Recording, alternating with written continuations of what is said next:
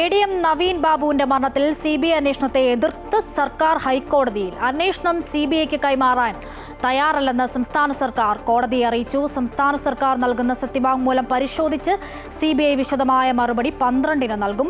CBI അന്വേഷണം ആവശ്യപ്പെട്ടുള്ള ഹർജി 12-ന് പരിഗണിക്കാനായി മാറ്റി.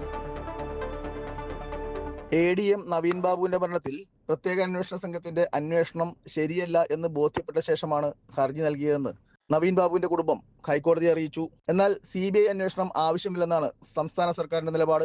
പോലീസ് നല്ല രീതിയിൽ അന്വേഷിക്കുന്നുണ്ടെന്നും ഈ കാര്യത്തിൽ CBIയെ ഉൾപ്പെടുത്തേണ്ട ആവശ്യമില്ലെന്നും സംസ്ഥാന സർക്കാർ വാദിച്ചു. ഹൈക്കോടതി ആവശ്യപ്പെട്ടാൽ കേസ് ഏറ്റെടുക്കുന്നതിന് തടസ്സമില്ലെന്നാണ് CBI ഹൈക്കോടതിയെ അറിയിച്ചത്.